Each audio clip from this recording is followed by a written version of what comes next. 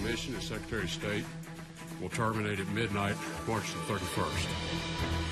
Rex Tillerson fired as U.S. Secretary of State. A mid-Missouri school district wants an armed officer on campus. Plus, firefighters are still investigating the death of a Mexico, Missouri woman last night. KOMU News at 5 starts now.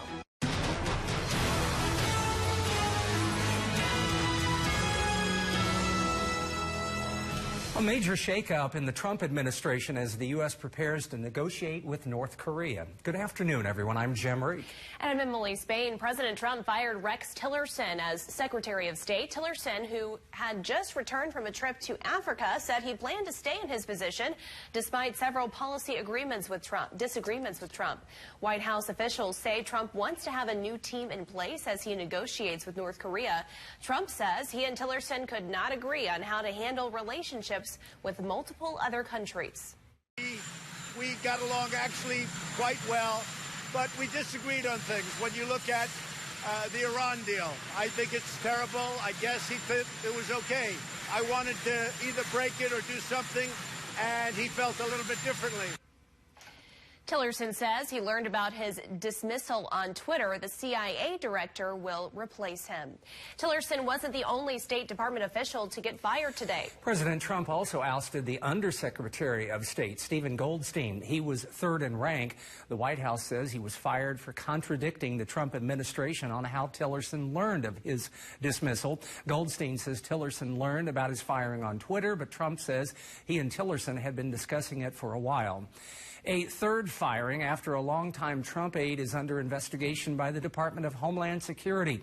John McEntee was dismissed as an advisor and faces serious financial charges. Homeland Security hasn't said what those charges are. They do say they're not related to the president. Surprisingly, after being fired, he was named a senior advisor for Trump's 2020 campaign. Back in Missouri, Attorney General Josh Hawley began his Senate campaign today. Hawley is challenging Democrat Claire McCaskill, who's held the seat since 2007. Hawley kicked off his campaign this morning with events in Kansas City, Springfield, and St. Louis. He's expected to win the Republican primary in August and then go up against McCaskill. Well, the way you spend your SNAP benefit money could soon be changing. A bill circulating the House aims to further restrict where you can spend it. KOMU 8's Dallas Parker talked to lawmakers on both sides of the bill and is in the newsroom with what she was told. A new bill could mean more restrictions for people in SNAP and EBT programs. Lawmakers in favor say they're protecting taxpayer dollars, but others say the idea hasn't been too well thought out. A new bill in circulation aims to stop years. And speaking with Representative Jay Eggleston, he says the reasons like the ones Brown gave earlier are legitimate, but TANF recipients have to have other ways of attaining cash because they're required to work or seek employment when they're in the program. In the newsroom, Dallas Parker, KOMU 8 News. Here's what's happening right now. A Columbia car crash has closed several streets in Columbia. We're going to tell you where that's at the corner of Paris Road and Vandiver Drive. Officials say it was a 9-car crash and 5 people were taken to the hospital. Police are still trying to figure out how it started. Police say they should have streets reopened in an hour or so. We'll have more information coming up at 6 o'clock. Jen. Fire crews are still investigating a fatal fire that left an elderly mid-Missouri woman dead. KOMU 8's Namni Egwangwu is live at the scene. Namni, what have you learned so far? Firefighters had to return to the victim's home earlier today to extinguish some last-minute flames in the house's attic. But neighbors say last night at around 11 p.m. they heard a series of loud pops, similar to that of thunder or gunshots. When they looked outside, they said they saw nothing but flames. The Mexico Public Safety Department says when they arrived last night, the victim's garage was completely engulfed in flames. The fire quickly spread, with one neighbor saying within minutes the house was completely burned. It was just really hard to watch that happen, and you could see the panic out here. I know that her son was out here pacing the street, and I don't know, it was just extremely hard to see that happen, especially from that point of view, just right across the street from where I live. Fire officials are still investigating the official cause of the fire. They have not yet released the name of the victim. Reporting live in Mexico, Namdi Egwangwu, KOMU 8 News. A 20-year-old man appeared in Boone County Court today. Cortavia Smith was arrested yesterday and charged today for endangering the welfare of a child in the first degree. KOMU 8's Kyrion Lee is here in the studio to tell us what prosecutors say led to the child's death. 6-month-old Cortavia Rogers was in the care of Smith, who is her father, when she went into cardiac arrest yesterday. I spoke with prosecuting attorney Daniel Knight, who is working to serve justice. This is 20-year-old Cortavia Smith. Investigate this case. The autopsy took place today. Smith's initial arraignment is set for tomorrow afternoon. Depending on the charges, Smith could face up to anywhere from 7 years to life in penitentiary. He's being held on a $500,000 bond. Well, it wasn't quite as warm in mid-Missouri today as it was yesterday. People were bundled up out there walking around the state capitol. Today, let's send it over to Tim to see if it will warm up anytime soon. Hey, Tim. Yeah, it will start to warm up thanks to this. Tim, thank you very much. An agreement based on mid-Missouri geography will mean an armed officer on campus. Plus, students nationwide walking out of class tomorrow, including here in mid-Missouri. Why they're taking a stand, that's coming up. And you're taking a live look over Jefferson City on this Tuesday afternoon, a sunny day. It's 5:08. This is KOMU 8 News, First at 5. Coverage you can count on.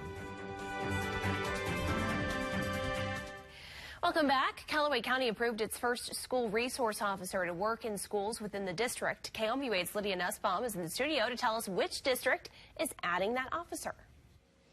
The South Callaway R2 district will have an armed school resource officer in its schools starting in August, saying they want more security. The Callaway County Sheriff's Department and school district superintendent say this decision is not a knee-jerk reaction to the Florida shooting, but that they have been talking about adding an officer for nearly a year. It's an 18-minute drive from the Callaway to help them. Other districts like the Moberly School District and Southern Boone School District have a school resource officer. Reporting in the studio, Lydia Nussbaum, KOMU 8 News. Columbia schools are preparing for students to walk out. Tomorrow, students and teachers nationwide are planning a 17-minute walkout Wednesday. 17 minutes will honor the 17 victims of the Florida high school shooting. The event will call for a ban on assault weapons as well as stronger background checks. Tonight on KOMU 8 News at 6, how Rockbridge High School is preparing for tomorrow's walkout. State prosecutors will seek the death penalty against the Florida school shooter. He's scheduled for a formal arraignment tomorrow. It's a 34-count indictment including 17 first-degree murder charges. His attorney said he will plead guilty if the prosecutors do not pursue the death penalty. Why more kids visiting the emergency room for allergic reactions might not be a bad thing. Welcome back in your health news. A new study says more children are going to the ER for allergic reactions. According to the Blue Cross Association, those visits are up 150% in the last 5 years. Nearly half of those allergic reactions were from foods, especially peanuts.